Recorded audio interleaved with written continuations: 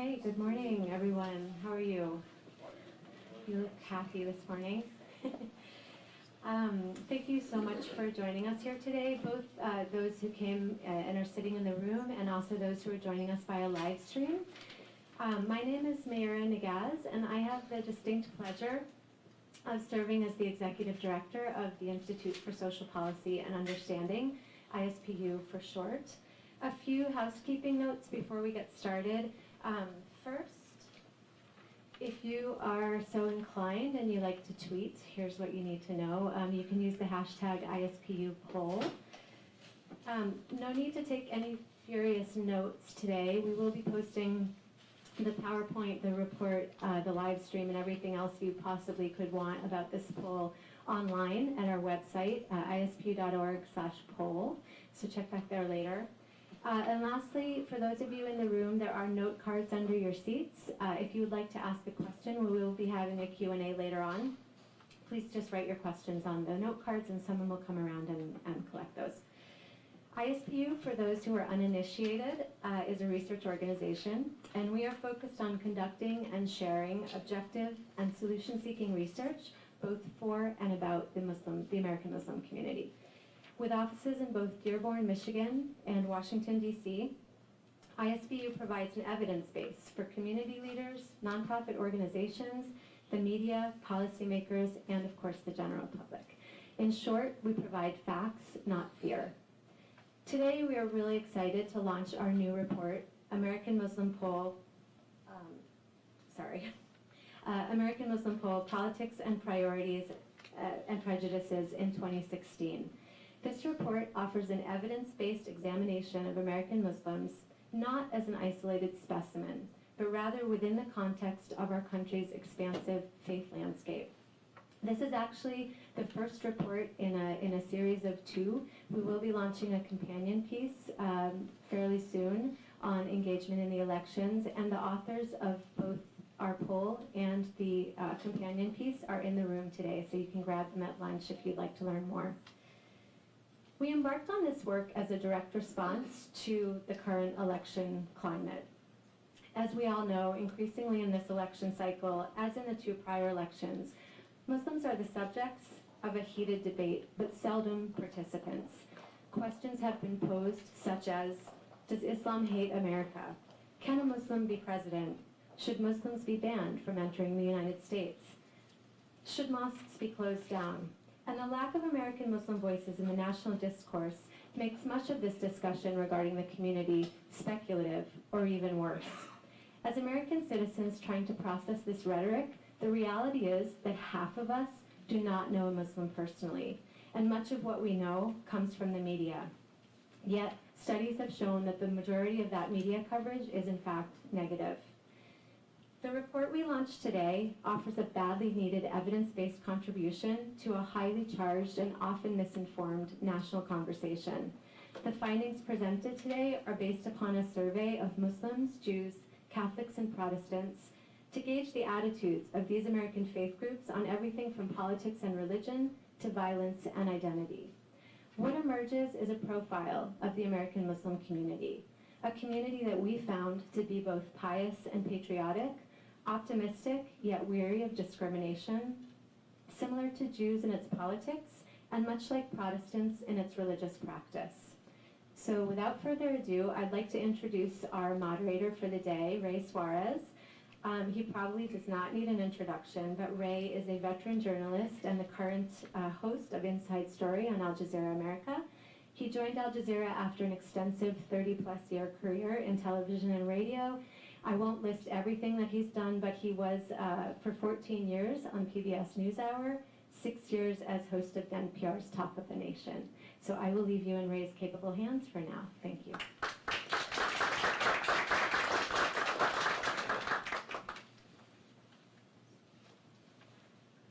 Well, I don't know why they picked me, but when Meira mentioned that the large fraction of poll respondents who don't know a Muslim personally, I guess they figured somebody who works at Al Jazeera America at least would know a Muslim personally. We don't tend to think of we don't tend to talk about American Muslims in the same way that we talk about other discrete segments of the American voting public. And we do it all the time. Think about it. Think about political coverage during this primary season and how reporters often pick out one discrete segment, racial, ethnic, education level, any number of ways that we look at an individual who's a member of the polity. African American voters, Latino voters, evangelical Christian voters. American Muslims are scattered across a continent-sized country. They trace their roots to dozens of countries, as Latinos do, but they are not bound by a common language, except when they pray. Yet with the events of the last 2 decades, it would be madness, folly really, to suggest that what American Muslims think doesn't matter. They have the double bind of being talked about a great deal without being given enough opportunities, as was mentioned earlier, to talk for themselves about their lives, about their families, about their belief in the future. When I tell friends or tell audiences that the oldest existing mosque in America isn't in Brooklyn or Detroit or Chicago, but Cedar Rapids, Iowa, they're intrigued. When I tell them that mosque has members of all races from 30 different countries, they want to know more. When I tell them about the time I spent visiting the Muslim congregation in Murfreesboro, Tennessee, and the hurt and exclusion felt by a growing body of worshipers blocked from building a new mosque, it strikes them that we may, as a country, be missing an opportunity and missing a deeper story about how this country changes over time, always has changed over time, as new people from new places get added to the American whole. It's important to consider this morning that before 2001, it was widely believed and often measured that American Muslims would have great sympathy for the Republican Party, not only for its cultural conservatism, but for its emphasis on individual initiative and providing the means to get ahead. The data you'll be presented this morning will, I think, challenge preconceptions, force you to think and then think again. We'll have responses from people who have thought deeply about the place of religion in American civic life, about the place of religious minorities in our common life, about the American journey of a religious community that is, in the very same moment, both very old and very established and very new at the same time. And as Meira mentioned, especially at a time in our political calendar when the place of Islam in American life, and I use that phrase intentionally, the place of Islam in American life, is very much contested terrain. Let me introduce the panel, going from, and these are just spatial designations, not ideological ones, from left to right. Dalila Mogahed, who is the ISPU Director of Research and will present the data. Imam Talib Shareef, the President and Imam of the Nation's Mosque, the Masjid Muhammad panelist. Rabbi Jill Jacobs, Executive Director of Teruah, the Rabbinic Call for Human Rights. And Richard Cizik, President of the New Evangelical Partnership for the Common Good. And later in the program, we'll hear from all our panelists. We'll do Q&A with your fine questions, which I hope are actually questions rather than statements with a question mark at the end. Try to make them something that you're really curious about. You have all this firepower at the table. Ask a good question. And we'll hear from David Dutwin, the Executive Vice President and Chief Methodologist, who will explain the interesting way that these numbers, these ideas were arrived at. So Dalila, you'll kick us off, right?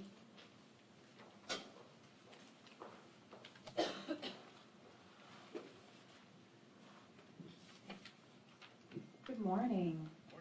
Thank you for braving our construction and finding your way to this room. It is so exciting to be here. I used to be at Gallup where we did polling all the time, and one of my goals was to also do this kind of survey research with ISPU, and so this day is very special. I also want to recognize the co-author on the report, Fuad, who's in the room, and I look forward to our discussion later.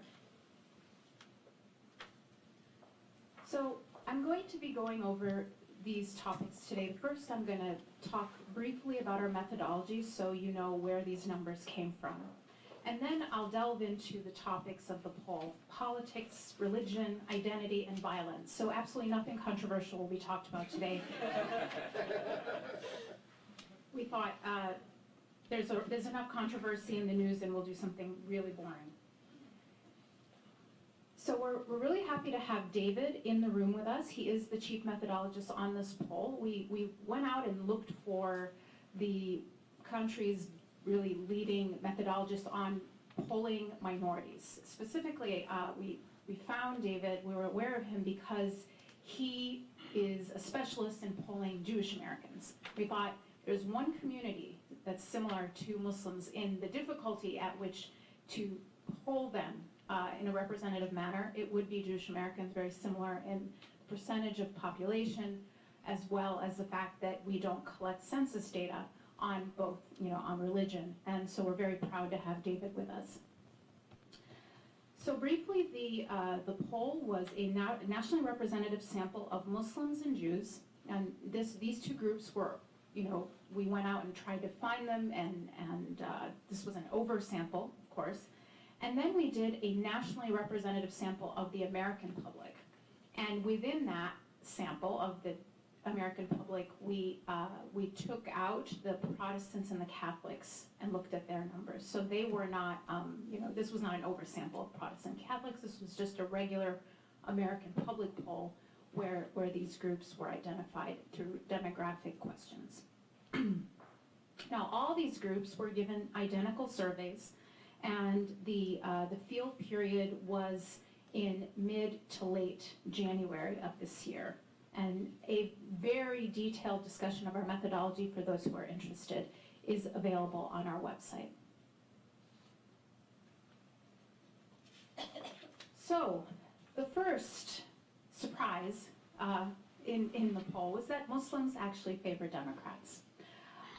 We asked, the question that so many people are wondering about asking on who would people vote for if they who would they want to win the presidential election. So the wording of all the questions is available, of course, at the bottom of the slide.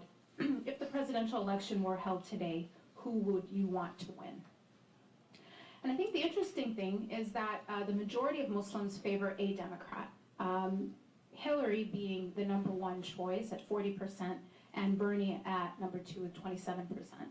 A couple things that I think are interesting about this is that Muslims are as likely as Jews to favor Bernie Sanders, who of course is Jewish. The big win in Michigan that everybody was sort of surprised by because, oh my God, Muslims voted for a Jewish candidate, didn't surprise us. This is what we found. And interestingly, if you look by age, young Muslims favor Bernie over Hillary. So if that explains what happened in Michigan, many young people went out to vote. The other thing that I think is quite surprising is that Hillary actually finds her highest support among Muslims of the four groups that we surveyed. Again, a little bit of a challenge to the idea that Muslims would never want a woman as a leader.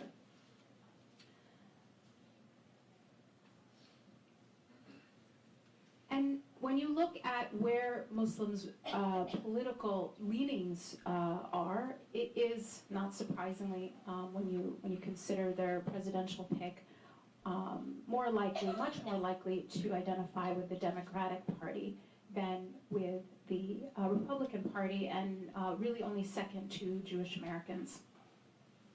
The other thing to notice is how many identify as independents.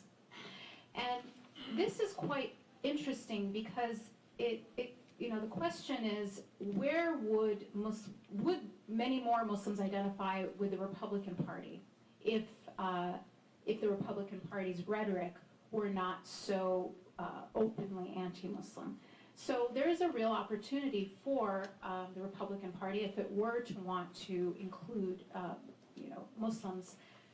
That there are Muslims that would gravitate toward the Republican Party if that rhetoric were corrected. Now, what are people's priorities? So whoever the next president is, what do you think is the most important issue he or she must address? The number one thing that Muslims cited, this is an open-ended question and we recorded the first response, was actually the economy and jobs.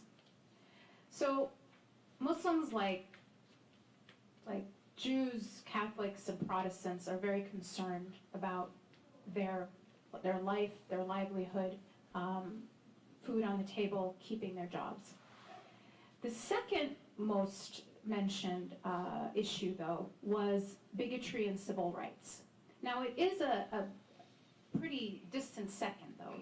The number one thing still is around economic security. The other thing that I think is interesting about this graph is how similar Muslims are to just self-identified Democrats in general in terms of priorities, which explains why the presidential picks are what they are.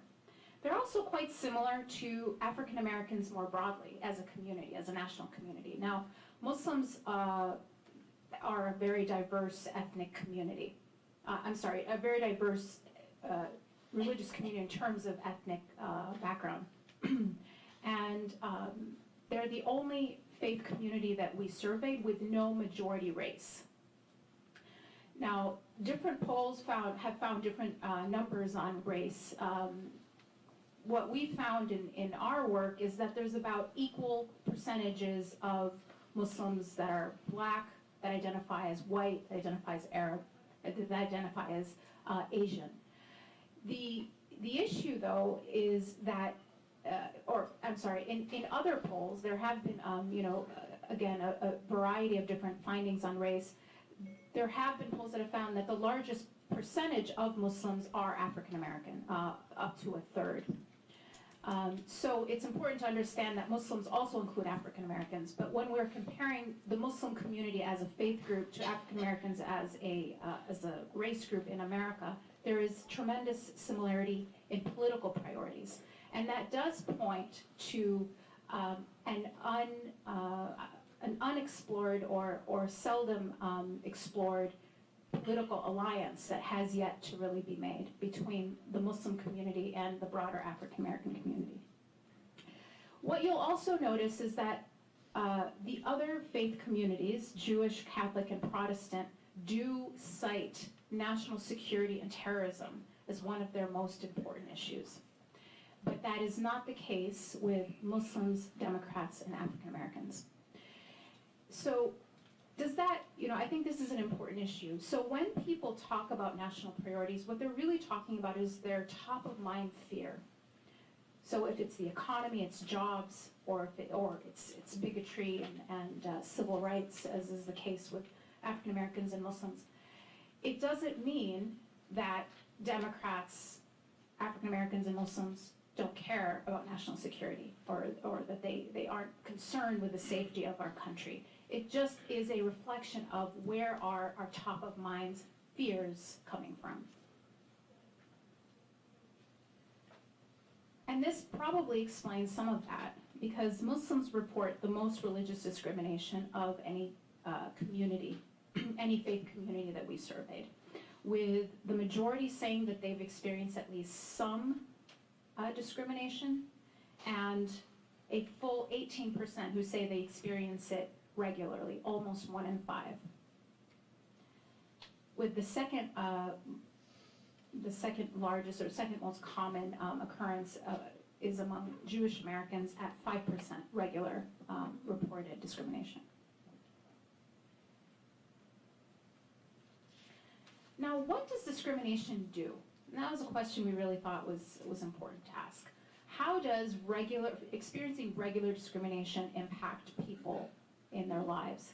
So we looked at all kinds of things. How do their political priorities change? How do their views of violence change? And really we found no differences between people who experience a lot of discrimination, people who experience none, except in these two things. People who experience a great deal of discrimination, regular discrimination, Muslims, I'm sorry, this is only among Muslims. Muslims who experience a great regular discrimination are not as optimistic about the direction of the country. Not surprising. But where we were a bit surprised is that they're far more likely to be involved in their community. They're far more likely to say that they have been a part of a project to solve a problem with people in their neighborhood. So what that tells us is that it might make people less optimistic, but it actually also may drive Muslims to become more involved and more proactive.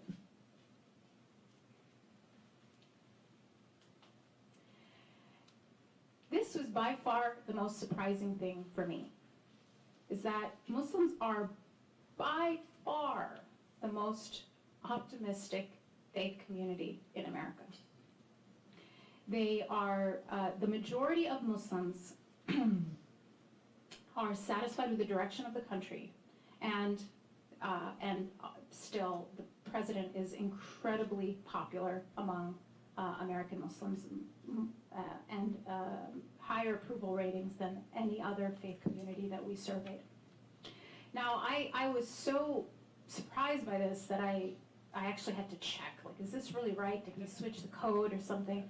No, it was right. And it's actually been, same trend has been found by Pew and Gallup. So this is actually correct. Muslims, despite everything that's going on, are still very optimistic about the future, and the president is very popular.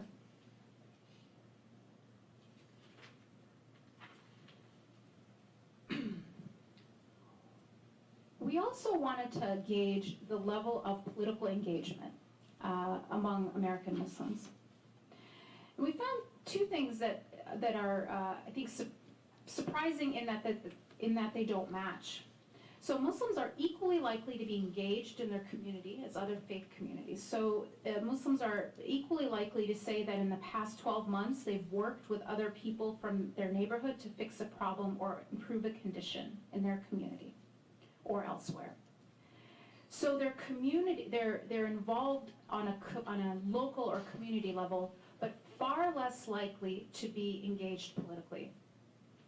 So only 60% of Muslims who are legally able to vote, so this is only among people who say they are legally able to vote, actually are registered to vote.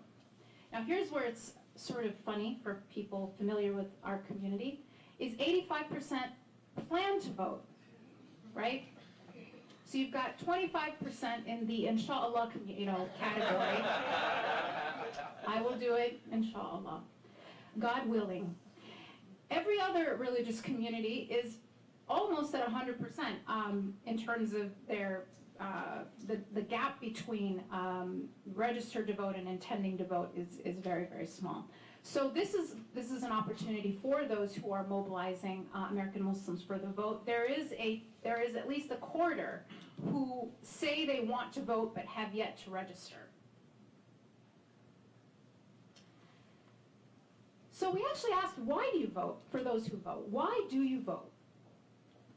And again, open-ended question with where we record only the first answer.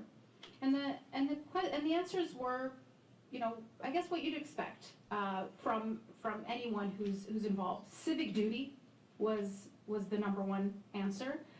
Very close behind is I want to make a difference. I want to make sure a specific candidate is not elected, not mentioning what that candidate is. And it's my right, and it's an important right or freedom. Now, what you'll notice is we also asked people who didn't want to vote. So a full 15%, you saw the last numbers, 60% are registered, 85% plan to vote. That's 15% who have the right to vote and say they're not going to. So why not? My vote doesn't matter, count, and won't make a difference. I don't like any of the people running, and the issues I care about are not represented by any candidate. So the real difference between people who are voting and people who aren't is a belief in the effectiveness of the vote to make a difference. What we didn't hear about in really either category is religion, which I thought was a really interesting, the dog that didn't bark. We didn't find something that we would have expected. Is people weren't saying, I'm not voting because Islam is against democracy or something like that, or I'm not allowed to vote in my religion. That's not really what is holding people back from becoming more engaged.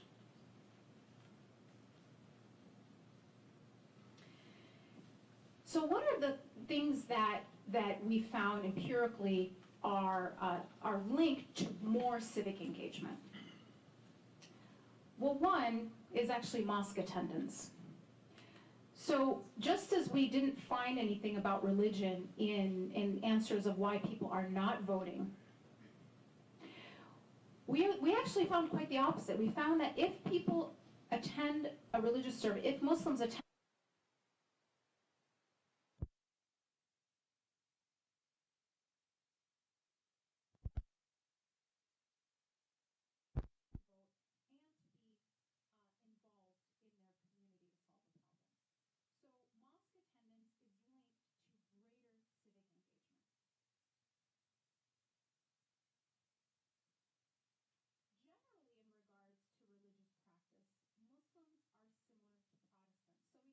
and to be involved in their community to solve a problem. So mosque attendance is linked to greater civic engagement. Generally, in regards to religious practice, Muslims are similar to Protestants. So we talked about who Muslims look like in terms of the broader American community. They politically are very similar to Jewish Americans in terms of their democratic leanings and so forth.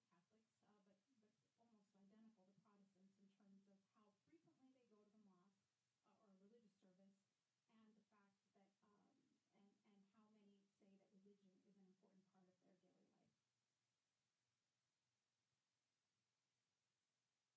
and how many say that religion is an important part of their daily life.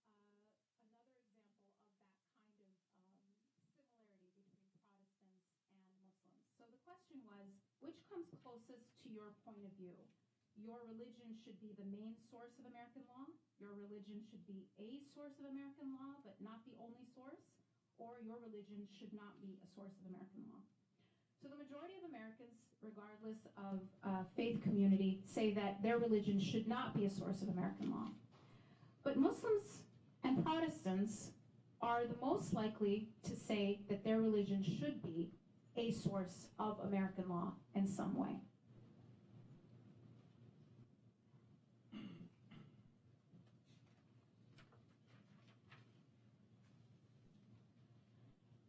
Now, in terms of identity, American faith groups share strong religious and American identities. We asked this question independently. We asked people to tell us how strongly they identify with their faith, and then separately we asked them how strongly they identify with being an American. And across the board, Muslims are as likely as Jews, Catholics, and Protestants to identify strongly with the United States, and and as well as their faith identity. It's something that is generally in America, these two identities tend to be very strong. When you compare this to Europe, for example, both national and religious identities are much weaker, actually, across the board. Now, how do these two identities relate? Now, there's been a lot of discussion this election cycle about Islamic values not being compatible with American values, or that for a Muslim to be really a true patriot, they have to denounce parts of their religion. Are these two identities truly in competition? Are they trade-offs or not? So by asking these two questions independently, we're actually able to see how they correlate. Does one being stronger make the other one weaker? That's a question we could ask. And what we found is, interestingly, not only are they compatible, But Muslims with a stronger religious identity are actually more likely to have a stronger American identity than Muslims with a weaker religious identity.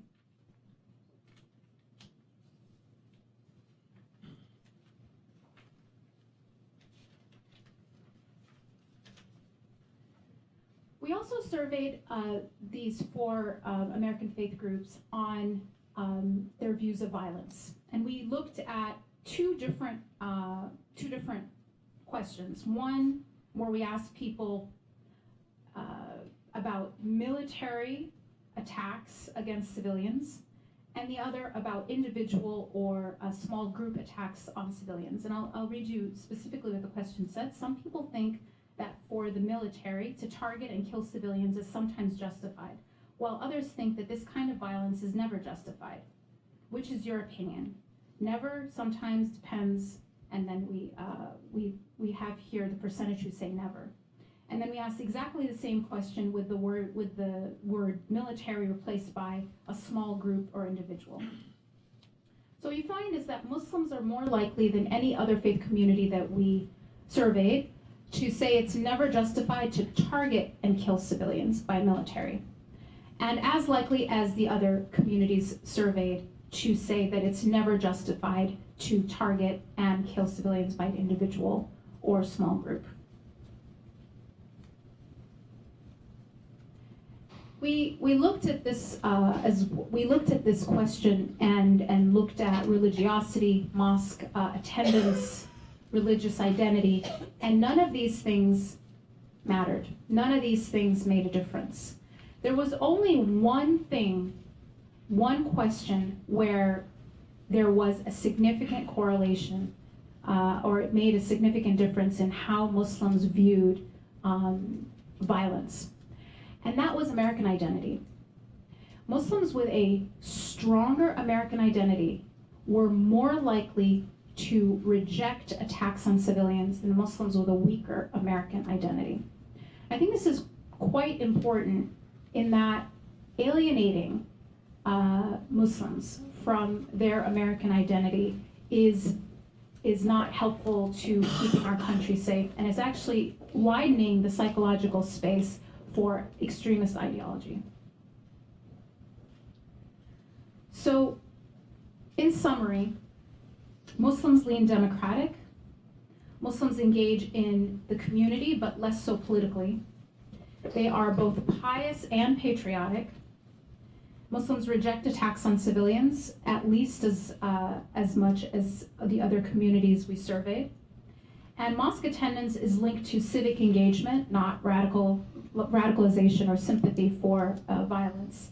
And Muslims are weary of discrimination, but still optimistic. Thank you.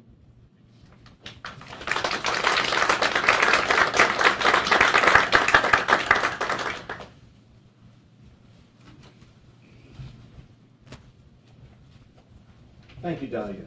We'll begin our reflections on the presentation and what the numbers tell us with Imam Talib Shareef.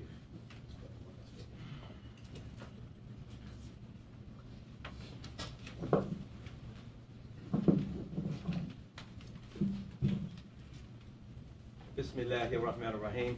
Is that coming across to the back? Make sure I got the mic in a good place. We certainly appreciate the ISPU, very important study at a very important time. As I was looking at the study, when I looked at it, I didn't see, for me, as a, I'm going to make sure we have a good place for me as dual identity, maybe triple identity, American, and then Muslim, and then African American and African American Muslim. Certainly we asked several questions as we went through, and we begin to see that the data really is underlining what really we've been saying, but now the data validates what we've been saying about our identity. And we see in this trend from being African and American, and again with Islam starting in America in slavery specifically, and then emerging from that identity into this smaller identity American and African, and then African American, we begin to see some parallels as well. And it's very encouraging in terms of what we're seeing, and because it's some expectation that we see.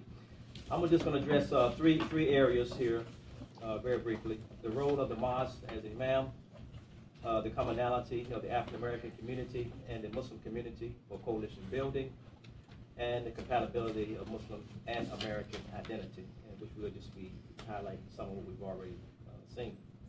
One of the things we see in terms of the role, when looking at the data, the role of the mosque and the imam, really it kind of takes us back to, in a state of history, the mosque was the center for the whole life.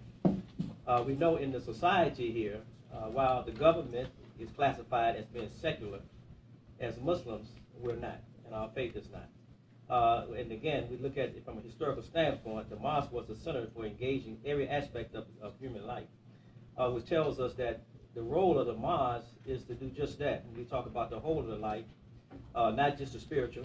You know, we're talking about business, we're talking about government, we're talking about culture, we're talking about education. The mosque has been doing, obviously this data tells us the mosques are doing a good job, and we need to continue doing that and do much more of that in terms of embedding ourselves in communities. Many mosques earlier on, again, we can look at and say, what would this data show had it been prior to 9/11 or earlier or on before? We can look at the data. Many of the mosques, again, at some point, self-isolated by just moving away, just privately, moving away from the city. When we look at the history of Islam in America, particularly with the African Americans, being that significant percentage there, established most of their mosques in the community. Didn't leave, they stayed right there among the people.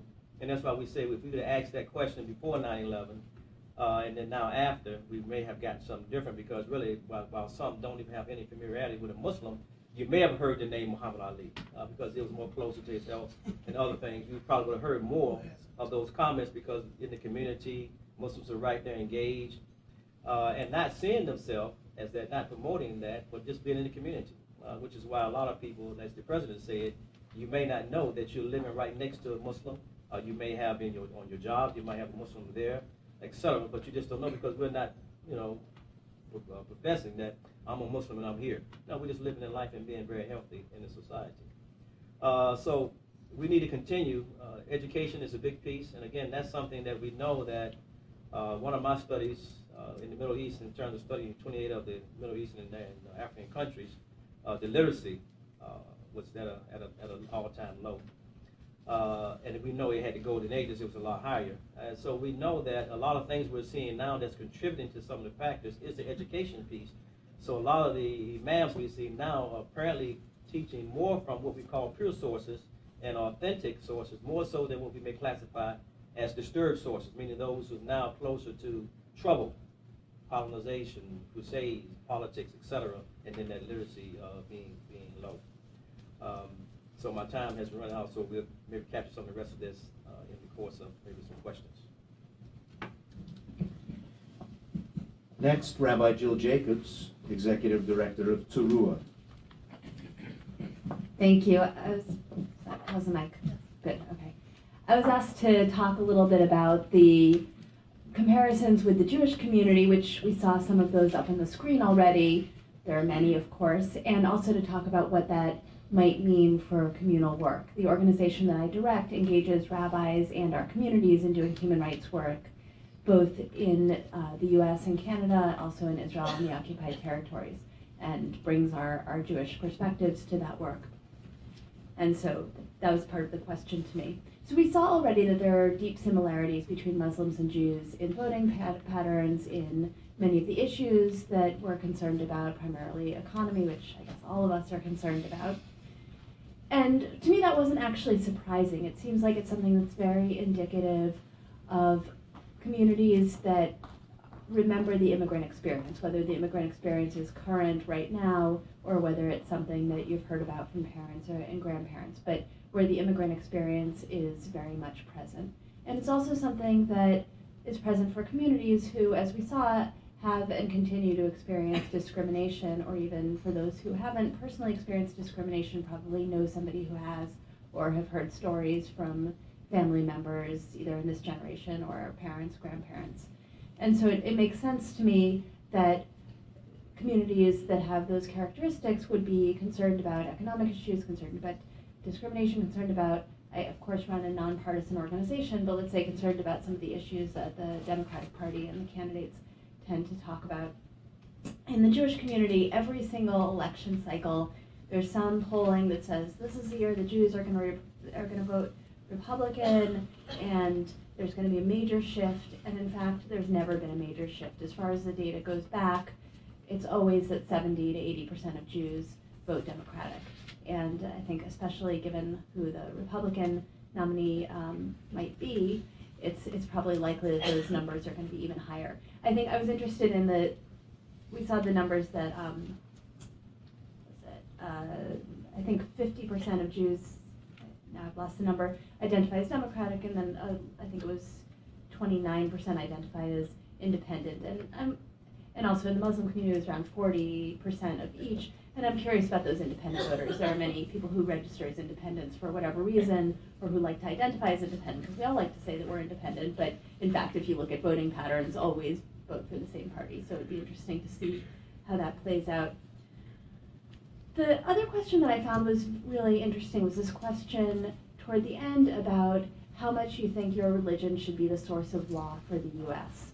This is, of course, the issue that when people put out all sorts of prejudices and do their fear-mongering about Muslims, of course, the thing people say is Muslims are going to force Sharia on the U.S., which, as I think probably we all know, but I'll say it anyway, there's absolutely no evidence of that ever happening, and yet that's what people start to fear.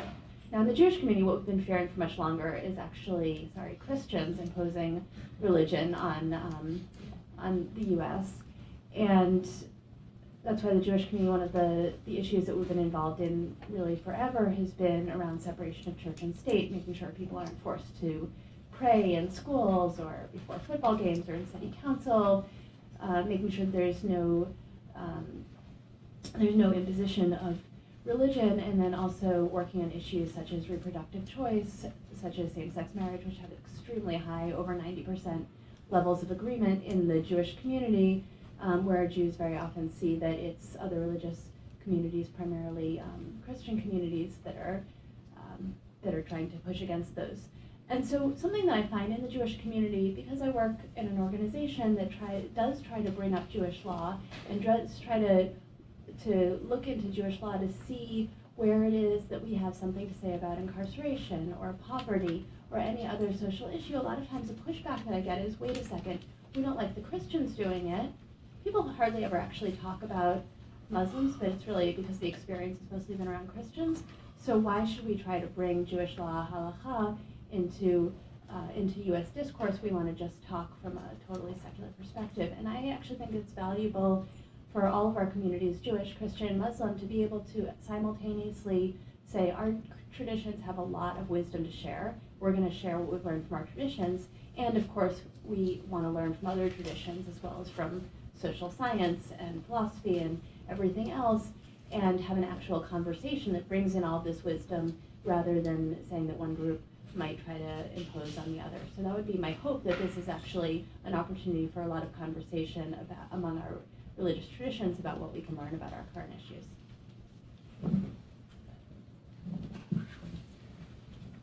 Now, my dance card says that Richard's next. Is that right? That the Congressman is next, but I'll gladly defer. You want me to go? I don't mind. You want to wrap up, or do you want me to go? I don't know. Where's my staff at? how's your time, I Congressman? don't know. I'm looking for somebody to help me find that out. I think we should let you go just because I think you need to leave. Okay. Okay. While earlier speakers were giving their presentations, Congressman Keith Ellison of Minnesota arrived, and he'll speak next. Well, thank you, and peace to everyone, and thank you to the panelists. And it's always a pleasure to be working with ISPU. You know, the one thing about this poll that I found really surprising is that it doesn't have any mention of establishing a caliphate. And it didn't say anything about establishing Sharia law either. And and the word jihad doesn't even get brought up anywhere in here. So anyway, so the poll actually is what I kind of suspected it would be. You know, as a politician, you know, I got to knock on doors and talk to constituents. And in my district, we do have, and are proud to have, a substantial Muslim community, maybe around 2 or 3%, but concentrated in certain neighborhoods, certain Somali neighborhoods in particular. And when I talk to people and ask them what's on your mind and what do you feel is most important, they say, well, I'd like to earn more money. They'd say, I'd like to retire. I'd like my children to go to college. I'd like to earn sick leave if I, so I can stay home with the kids when the kids have flu. I'd like to be able to, get all the money that I earn. I had a lot of people, particularly new Americans, complain about wage theft, saying I worked 8 hours, I got paid for 6.5. This is a thing. But hardly ever this other stuff that the trumpeters say that the Muslim community is so concerned about. I think that doing this poll, I look at this poll in conjunction with the other polls that I've seen. I mean, Dalila Mogahed famously put together a book on who speaks for Islam, and that was based on polling results she did with, I believe, Gallup. Didn't want to get the polling institution wrong. And I don't think that those polls results were like wildly different from these. They're substantially similar, and I like conglomerating this because for the people who are not immune from facts, what we'll find is that the Muslim community has a value system that is quite consistent with its Islamic value system that it learns, but also the American value system. They're not in conflict at all. In fact, work together quite nicely. And I can tell you that when I first ran for Congress, I did have a few imams say, well, Brother Keith, I think voting might be haram. I said, well, for those of you who don't know what that means, it means forbidden. In the same way that like pork or alcohol might be forbidden to Muslims. And I said, well, brother, why would you say this? He said, well, I was born and raised in Iraq, and when I think about the destruction that this war has done on my country, I just feel like I don't want to participate in a system that would do that. I said, well, I'm running to get us out of Iraq, and I agree the Iraq war was the biggest foreign policy mistake since Vietnam. He said, well, maybe it's not then. Maybe it's not Iraq, maybe it's okay. I said, okay. That same man went on and gave khutbah after khutbah, which is sermon on Friday afternoon, talking about how vital it is to vote. Now he thinks it's haram not to vote. And so you're seeing more Muslims engaged civically, running for office, voting, commenting on the issues of the day, not simply on Muslim stuff. In fact, one of the things I'm really proud of is Muslim healthcare professionals who have set up clinics all over this country, and it seems like there's a new one every other day. And the Muslim community is rich in healthcare talent, and it is using it for the benefit of everyone. And maybe a few months ago, right after the horror that we saw unfold in Ferguson, where a young black teenager was shot by a white police officer, I went there for a little while, learned that the voter participation was about 12% throughout the whole city of Ferguson. Came back later to try to help increase voter turnout, and as we were knocking on doors trying to get people to vote, I went into an African-American Christian church, and inside that church there was something called Salam Clinic, and it was run by a bunch of Muslim doctors. Every Saturday they would see patients all day for free. So this Christian minister and these Muslim doctors said, well, let's try to address the healthcare needs of the people in the lower income people in this community. And then I said, I just want to commend the both of you for setting up this clinic after the riot. They said, oh no, brother, this clinic been going on for 3 years. And we opened up another one in St. Louis. So the Muslims are well integrated into the United States, more so every single day. They're collaborating with Christians and Jews and increasingly Hindus and Buddhists and people of no faith whatsoever about issues of common concern to all Americans. And I think this is an excellent trend, and I'm glad it's documented. Thank you.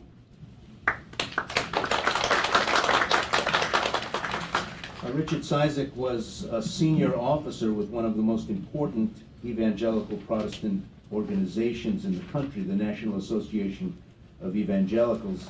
He's the founding member of the new Evangelical Partnership for the Common Good. Richard. Thank you. Thank you, Congressman. Thank you, panelists. Thank you, Ray. I thought I'd have, since you led with that factoid, namely my association with the Evangelical Association for 28 years, I thought I'd lead with just a couple stories.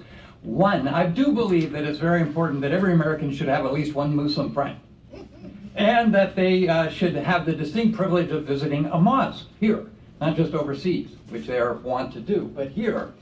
And I'm reminded of the first time I visited a mosque, namely the Islamic Center of Fredericksburg, for the first time. And while I had called in advance and told someone I was coming, and that someone would greet me, no one was there to do so. And so I was, in the very best sense, being ignored. Because it was assumed that I simply belonged. It was like I'd actually slipped into the back pew of a church and sat in the back pew. The only difference was, as most Americans are needful of knowing, there are no pews, there are no chairs. And I prayed, as the others did, and no one seemed to notice. The Imam spoke about how their children and parents face the same challenges as other American families. It could have almost been a sermon by a Christian pastor, except that it was a text from the Quran and not the Bible, and we were in a mosque, not a church. I look back now at that event held on a day after Thanksgiving, a Friday, and say it was a bit simpler time in my hometown of Fredericksburg. It was 2013.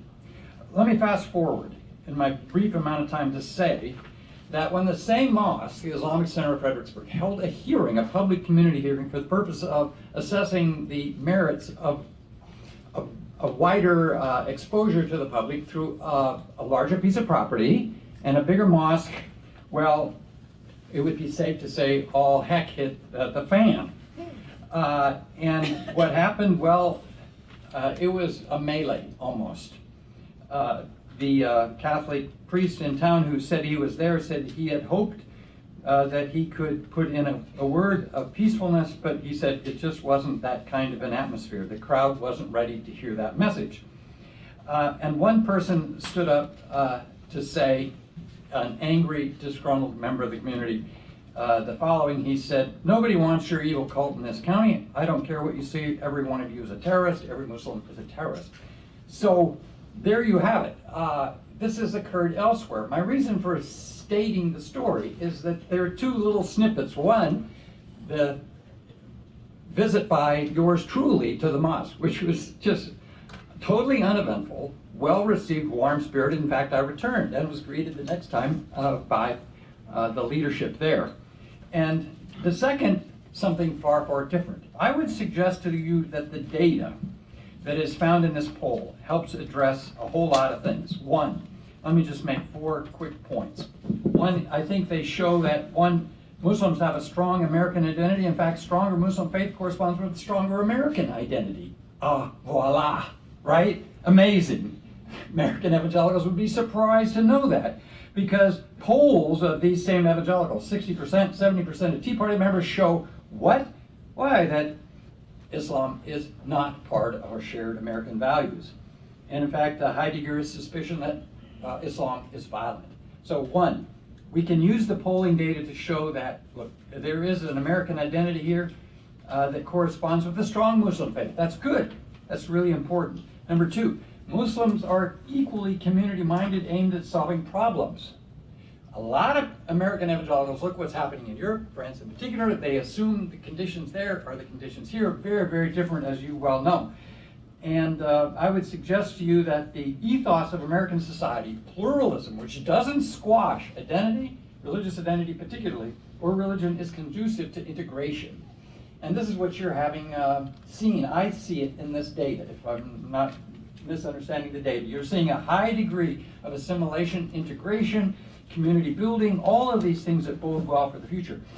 3, the fact that there's no correlation between violence and the frequency of mosque attendance. That's also really important.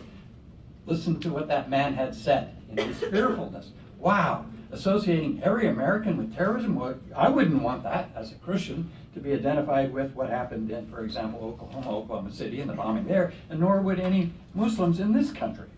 And so I do ask, though, since the degree to which Muslims are willing to engage their faith publicly, wrap up, I'm told, is the same as Protestants, isn't it interesting that when they do engage, there's a certain backlash, alas, and that is what's really unfortunate. But I would say that this is changing. Now, there is 18% here of Muslims who indicate religious discrimination. I think, though it never showed up on the issues of Protestants, that religious discrimination, or civil rights as it was put, among Protestants, civil rights and discrimination ought to be there. It wasn't, correct me if I'm wrong, but it ought to be there because we of all people, American evangelicals, should be responsive to the violations of religious discrimination that occur against our Muslim friends. And so we have been doing, that is the New Evangelical Partnership, focus groups in Tennessee with our partners at NERCAP, the National Religious Coalition Against Torture. Leader of said organization, Ron Steve, is here today, with Religions for Peace USA, Shoulder to Shoulder, and other noteworthy and fine organizations to address this kind of bigotry and racism. In close, let me say that these results will go a long ways toward helping dispel the fear, misguided patriotism, and racism that we all deplore, and that in fact hinders the Christian church from its message in our own society of bringing God's light to people. And faith has the genius of transforming the barely possible into reality. The barely possible into reality. And I happen to think that the broad outlines of religious freedom which we see occurring here in this polling day is what we all want for America and for the world, and I think it's very encouraging. And I am optimistic, as are the Muslims who are surveyed, that America will be that kind of society. So thank you very much. Of course, you'd be hanging up on 199 odd people in order to find one Muslim household. And while there are some entities out there that can spend the millions of dollars to do that, we weren't able to do that. But we do run a survey every year that runs weekly, about 80,000 interviews a year. So we do encounter a significant amount of Muslims in the course of a year. And the basic gist of the methodology was we called these folks back. We did supplement with a few other sources because, again, it's very hard to find Muslim households in the United States. But the beauty of this design is that, again, this survey, 80,000 interviews a year, just pure random digit dialing, it is just encountering Muslims in a strictly random fashion. And so it's a very strong design in order to be able to have a accurate cross-section of Muslim Americans. And I'm very, very happy and honored to be part of the survey, and happy to talk shop if anyone wants more details. Very good. Any questions on the hows of polling? Well, I'll ask one then. One of the most tantalizing things for me, as someone who covers this world, that's not in there, is a breakout of to differentiate attitudes between foreign-born and American-born Muslims, and a breakout on income. Because I would be curious to know whether a Senegalese cab driver living in Brooklyn has a very different set of opinions from a Palestinian obstetrician living in Houston who just drove to his clinic in a Mercedes. They are both counted flatly as American Muslims, and indeed they both are, but we're talking about two very different American experiences. Would it have changed the cost profile to add variables like that? And would it have changed it a great deal? Certainly, the number of interviews you would need to gather in order to have breakdowns of very small groups like that would require a survey that, this survey with a sample size of 500 Muslim respondents is a nice size in order to show these kinds of findings that Dalila provided of the U.S. Muslim population in general, but the ability to break down to look at very small groups earning, breaking by 10 breaks on income or whatever, you really would need a sample size much larger, because now you're wanting to have that 500 not just across all Muslims but within each of those groups, and the costs really do get prohibitive. I mean, there is a reason why there's not a whole lot of Muslim research in the United States, and it's simply that it is, again, the example I gave you before, think of how expensive it is to find 199 people that say, oh yeah, I'll take a survey, and then you say, oh, are you Muslim? They say no. I say, oh, sorry, we don't really want to talk. Very, very expensive endeavor. So unfortunately, the data is not able to really break down into very, very small segments, but at the same time provides a very stable estimate of the U.S. Muslim. No, absolutely, of tremendous value, but it's tantalizing. It would have been interesting to know those things. And also, because of what we know about the profile of American Muslims, to break out education, not only inside the community, but in comparison to Protestants, Catholics, and Jews, would have been fascinating. I will look for a millionaire to subsidize the next one. We're getting some excellent questions from the floor. Please keep them coming. How is Jewish and Protestant defined? Any differences within sect or denomination? Good question. All of these communities are defined by self-identity. So one of the questions we asked in the survey is for people to identify their faith.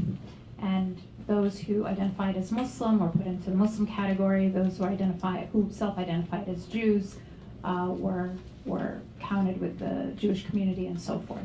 So this is all self-identity.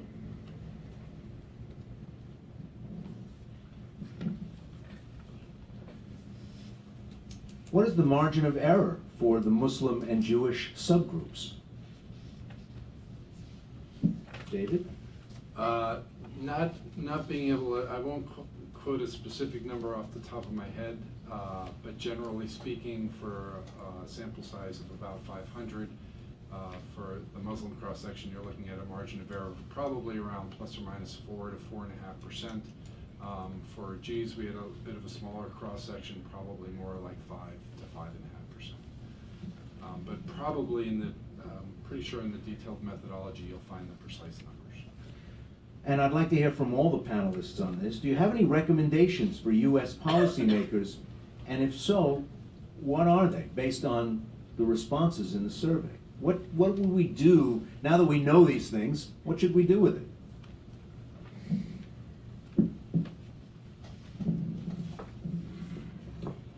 Well, first of all, our companion report, so put a plug in for that, is exactly that. It's recommendations. It's what do we do now that we know all these things in terms of political engagement of American Muslims.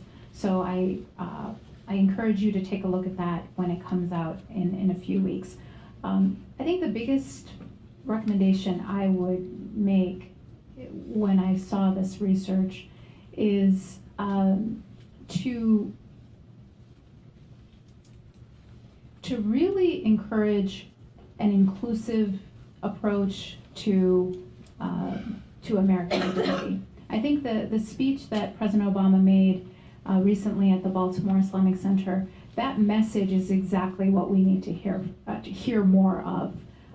The more that the United States can reflect its actual reality in terms of leadership rhetoric, I think the stronger our society is and the safer our society will be. Yes, I agree that speak to the whole of the American populace. And one of the things I think you didn't highlight, what weren't highlighted as much, is the youth. There are more youth that were polled among Muslims, less than 35, right? Yeah. Which really says that, you talk about 35 years ago, you see that really is transitioning significantly in terms of demographically. We're not going to have that population of those who have that significant tie back home, so to speak, as opposed to they want to be identified as Americans, and the more they have a strong identity and have to deal with identity crisis, they're going to be more involved and more engaged. So speak to the whole of the life and we'll get more involvement rather than take out, like America says, no religious tests. I agree with everything that's been said, and this has been said before, but I think that we need our leaders to put out that Muslims are Americans, that it's not some foreign element or anything like that, and we do that by, first of all, shutting down any rhetoric that starts to bring up some of people's fears, by making sure to put forward people who represent a variety of religious traditions and ethnic backgrounds and races and everything else, to say this is actually who America is. And like you said, we just increasingly need to recognize that it might be that our doctor, our neighbor, our kid's best friend are Muslim, and maybe we need to talk about that, to remember that that's who we're talking about when we're talking about Muslims. When the president spoke in Baltimore of having met with Muslim parents who had been asked by their children, are we going to be forced out of the country? Are we going to be rounded up? Why do people treat us like this?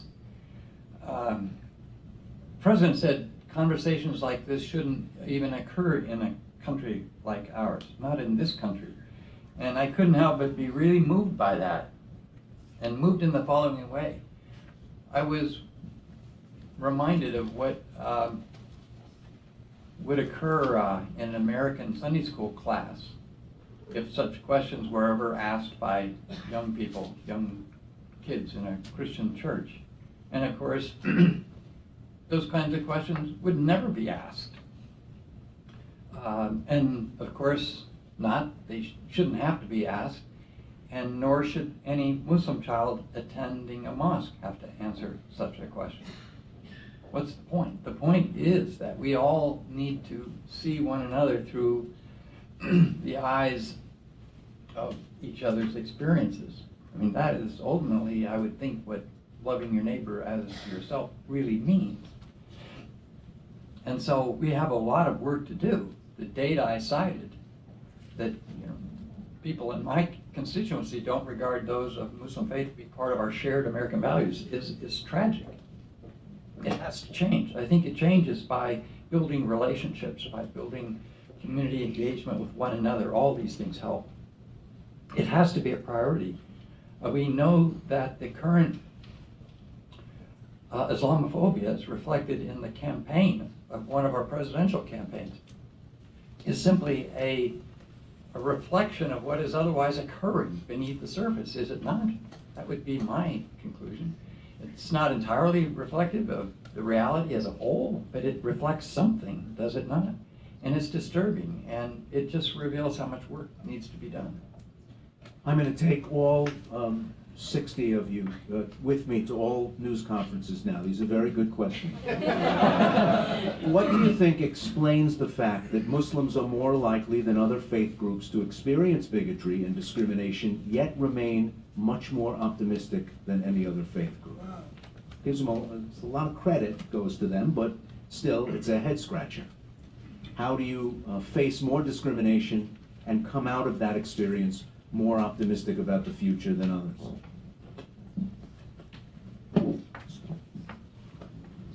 Well, one of the things that I think is because, first of all, in America's founding documents, it's consistent with Islamic life, those values. And so Muslims who have come here have been able to embrace that, look at the history in terms of its beginning, and then now to also look at how America has evolved. It's no longer so-called second-class citizenship that it was at some point.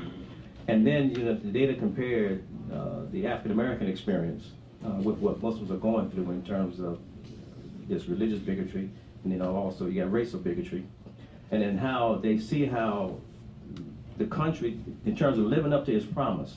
We know the documents that were put in place were like, and I always use this analogy, I don't know if many people, I grew up in projects and we were poor, and my mother bought a big pair of shoes so that didn't have money to buy an extra pair later, so that I can grow into those shoes. The document that was put into place provided pretty much the same thing. It wasn't where it should be, but it was growing to get there. And I think those who are here see in that experience. You know, Malcolm X once was asked, "What do you want?" And so he said, "What do you want?" Basically said the same thing. I want the same thing that you want. So we're seeing an establishment upon a life that was given a promise in the very beginning, and now we're seeing that really being fulfilled. Particularly when you look at the African Americans, again, when you are denied, and we see that now also with our Muslim population, when you are denied entry into the society that you claim as your own, then you seek to prove that wrong. First, by getting engaged in the society, to begin to disprove that. And then the next stage would be to get into the more into the politics of it. But it starts with civic engagement first, and that was the track. And that's what we begin to see. Now we have a African so as the president, which was classified to be impossible. So we've seen the impossible happen in America in terms of it living up to its promise. And I think that's being viewed now because really they did a study, and some people here may have been a part of the study, in terms of Sharia, for instance, by the Sharia Institute, to find which country was more closer to the Islamic doctrine in terms of how society should be fashioned and shaped. And we were very surprised that the ones who we see as the Middle East, the Muslim world, they were all at the bottom, and countries like America and Switzerland and others was at the top. So we are finding that many of the countries that many of the Muslims come from have been able to find that they can practice fully here, and they see that forging to the promise, and they know that being more engaged will force the country to deliver, just as it did for the African Americans who begin to get more engaged. And again, the promise had to deliver, and eventually the laws change, although we know administering those laws to some degree still not equal, but the laws again have taken those things out of place.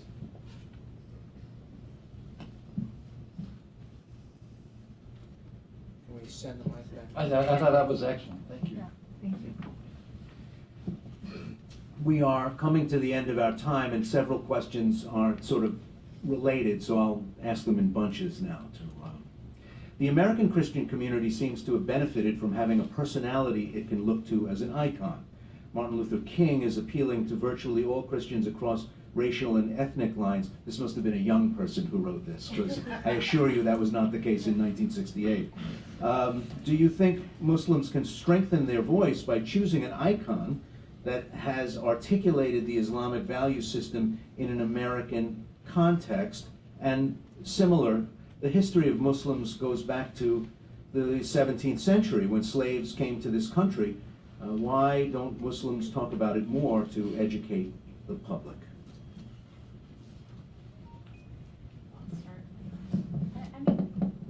I agree with this sentiment that Muslim American icons are really important, but I would disagree that we don't have any. Muhammad Ali is someone that I think everyone knows. He was on the cover of, I think, Time magazine as the most recognizable American of the last century. So we have these icons that already exist, and I think more of them is also what we need. I was just watching a video on Facebook about Ibtihaj Muhammad. She's the first Olympian to compete in hijab for the United States, and I think she's sort of the new Muhammad Ali for this generation, a woman and someone we're all proud of. She's going to represent our country in the Olympics, at the same time a proud Muslim. So these icons are organically occurring, and I think that that's the best way for this to happen. In terms of American Muslim history, you're absolutely agree. This is so important, and we don't talk about it enough.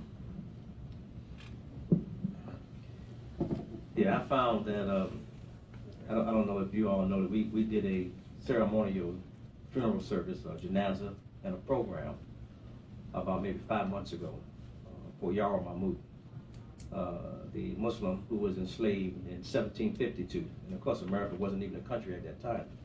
And you mentioned the 1700s. And this is one of many, but he just happened to be in this area. He was here. He was enslaved, brought here through Annapolis, and he was 16 years old when he was enslaved, and he was given his freedom at age 60. And he was found, he was seen in the public chanting, which we think that was Quran, trying to keep in memory. And he was seen making his prayers in his backyard. He bought property in Georgetown, those who don't know.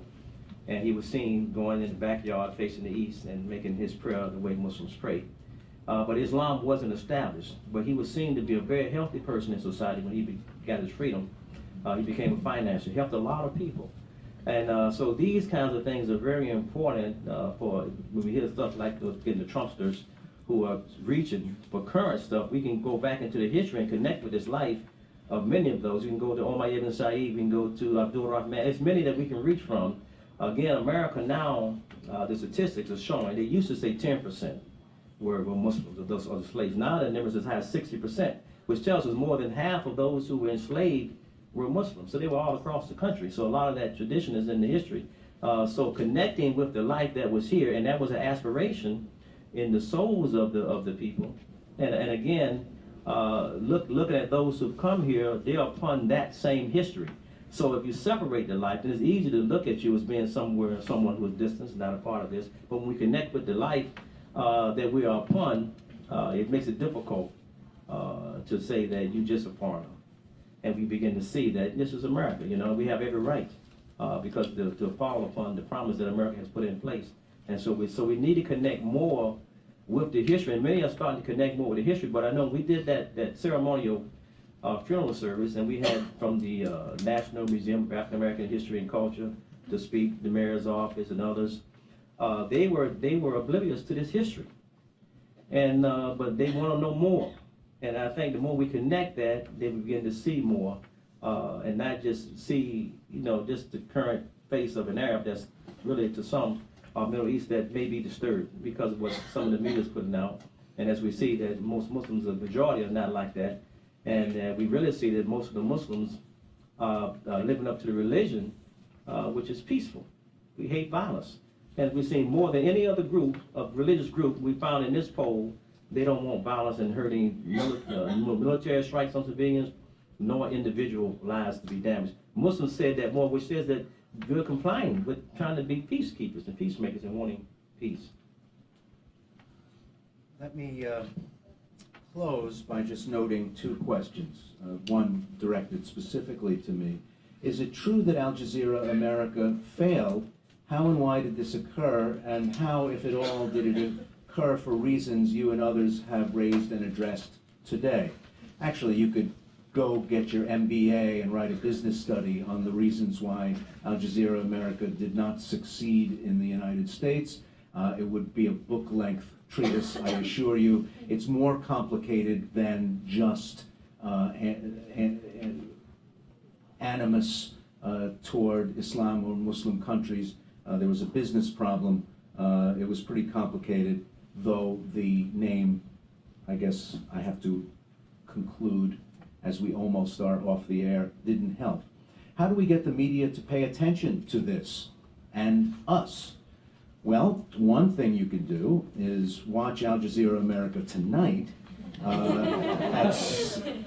when at 6:30 members of this panel will appear on my program Inside Story and talk about the survey's findings. So I'll close this part of the program and bring Meira Neggaz back to the mic. Thank you very much. Before I just share two quick closing remarks, I wanted to thank Ray, our moderator, and all of our panelists here today. They did an amazing job, so thank you so much. And Ray remarkably kept us on track in terms of time. I want to thank the authors of this report and also the authors of the companion piece, all of whom pretty much I think are here today. So thank you all so much for your hard work on this report. I want to thank all of the ISPU staff who made this event possible. Thomas Jefferson famously wrote that an educated citizenry is a vital requisite for a functioning democracy. Indeed, our democracy's success is based on a well-informed citizenry. We very much hope that this survey fills a gap in public information during this election year, and in this way strengthens our democracy and elevates our political discourse to a level that we have not yet seen this election cycle. We also hope that everyone in this room and everyone listening in will use the findings to educate both ourselves and others so that we can all exercise our given right to vote and hold our elected officials and those who are not yet elected accountable based on facts and not fear. The full report will be available on our website now at noon, and you'll find a lot more information about the poll. So to whoever said that there's no such thing as a free lunch, you were wrong. There is a free lunch, and we hope that you will enjoy us outside. Thank you very much.